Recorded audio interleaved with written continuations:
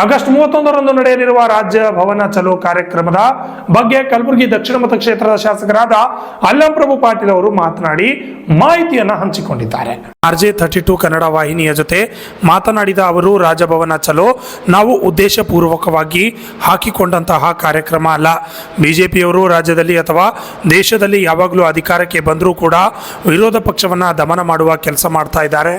ಮುಡಾ ಹಗರಣದಲ್ಲಿ ಸಿಎಂ ಸಿದ್ದರಾಮಯ್ಯ ಅವರ ಮೇಲೆ ಗೂಬೆ ಕೂರಿಸುವಂತಹ ಕೆಲಸ ಮಾಡ್ತಾ ಇದ್ದಾರೆ ಎಂದು ಕಿಡಿಕಾರಿದ್ರು.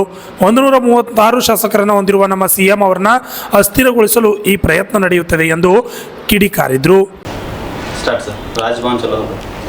ರಾಜಭವನ ಚಲೋ ಅಂತಕ್ಕಂಥ ಕಾರ್ಯಕ್ರಮ ನಾವು ಉದ್ದೇಶಪೂರ್ವಕ ಹಾಕ್ಕೊಂಡಿರ್ತಕ್ಕಂಥದ್ದಲ್ಲ. ಬಿ ಜೆ ಪಿಯವರು ಯಾವಾಗ ಈ ರಾಜ್ಯದಲ್ಲಿ ದೇಶದಲ್ಲಿ ಅಧಿಕಾರಕ್ಕೆ ಬಂದರು ಯಾವುದೇ ವಿರೋಧ ಪಕ್ಷಗಳನ್ನು ದಮನ ಮಾಡ್ತಕ್ಕಂಥ ಕೆಲಸ ಮಾಡಿದ್ದಾರೆ. ಅವನು ಬೇರೆ ಕಡೆ ತಾವೆಲ್ಲ ನೋಡಿರ್ಬೋದು, ಡೆಲ್ಲಿ ಆಗಿರ್ಬೋದು, ಗುಜರಾತ್ ಆಗಿರ್ಬೋದು, ಬೇರೆ ಕಡೆ ಮಹಾರಾಷ್ಟ್ರ ಆಗಿರ್ಬೋದು. ಅವರು ಈ ರೀತಿ ಏನಪ್ಪ ಅಂದ್ರೆ ಎಲ್ಲಿ ಅಧಿಕಾರದಲ್ಲಿರ್ತಾರೆ, ಈ ಕಾಂಗ್ರೆಸ್ ಪಕ್ಷ ಕರ್ನಾಟಕದಲ್ಲಿ ಅಧಿಕಾರದಿದೆ. ಮೂಡ ಬಗ್ಗೆ ಏನಪ್ಪ ಅಂದ್ರೆ ಅವರು ಸಿದ್ದರಾಮಯ್ಯನವ್ರ ಮೇಲೆ ಗೂಬೆ ಕುಂದಿರಿಸಿ ಒಂದು ನೋಟಿಸ್ ಕೊಟ್ಟರು. ಅವರು ಅದನ್ನು ಇದು ತನಿಖೆ ಮಾಡ್ಬೇಕಂತ.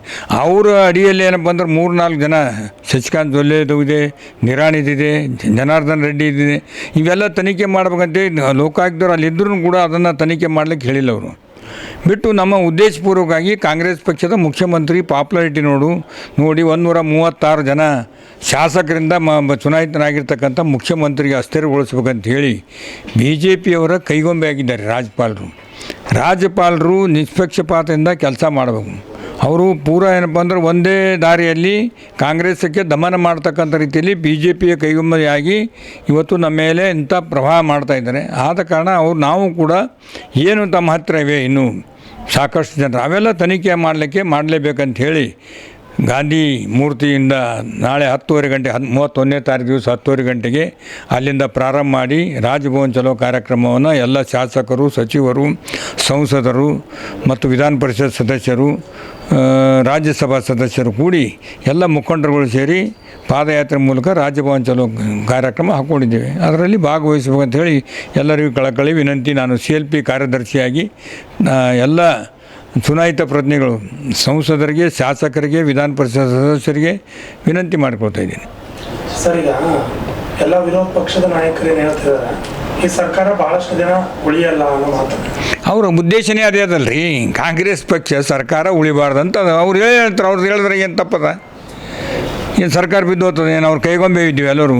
ಅವರು ಏನಾದ್ರೆ 50 ಜನ ಏನಾದ್ರು ರೊಕ್ಕ ಕೊಟ್ಟು, ಈಗ ನಮ್ಮ ಕೆಲವೊಬ್ಬ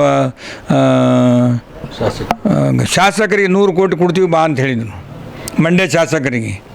ಇದೆಲ್ಲ ಕಡೆ ಪೇಪರ್ದಾಗ ಬಂದು ಈ ರೀತಿ ಏನಪ್ಪ ಅಂದ್ರೆ ಶಾಸಕರಿಗೆ ಅಮಿಷ ಒಡ್ಡಿ ಅವರು ಪರ್ಚೇಸ್ ಮಾಡಿ ಸರ್ಕಾರವನ್ನು ಬೀಳಿಸ್ತೀವಿ ಅಂತ ಕನಸು ಕಾಣ್ತಾ ಇದ್ದಾರೆ. ಯಾರೂ ಹೋಗಲ್ಲ, ಯಾವ ಒಂದು ಮನುಷ್ಯನೂ ಹೋಗಲ್ಲ. ಸಿದ್ದರಾಮಯ್ಯ ನೇತೃತ್ವದಲ್ಲಿ ಸರ್ಕಾರ ಗಟ್ಟಿಯಾಗಿ 5 ವರ್ಷ ಕೆಲಸ ಮಾಡ್ತದೆ. ಹಿಂದಿನೂ ಕೂಡ ಯಾವುದೇ ಸರ್ಕಾರ 5 ವರ್ಷ ಆಡಳಿತ ನಡೆಸಿದ್ದು ಉದಾಹರಣೆ ಇಲ್ಲ, ನಿಜಲಿಂಗಪ್ಪನವ್ರ ಕಾಲದಲ್ಲಿ ಬಿಟ್ಟರೆ. ತದನಂತರ ಈ ಭಾಗದಲ್ಲಿ ದೇವರಾಜ ಅರಸು ನಂತರ ಇವರೇ 5 ವರ್ಷ ಕಂಟಿನ್ಯೂ ಏನಪ್ಪ ಅಂದ್ರೆ ಮಾಡಿರ್ತಕ್ಕಂಥ ಅಧಿಕಾರ ನಡೆಸಿರ್ತಕ್ಕಂಥ ವ್ಯಕ್ತಿ ಇವರು continue. Bureau report RJ32 Kannada news, Kalaburagi.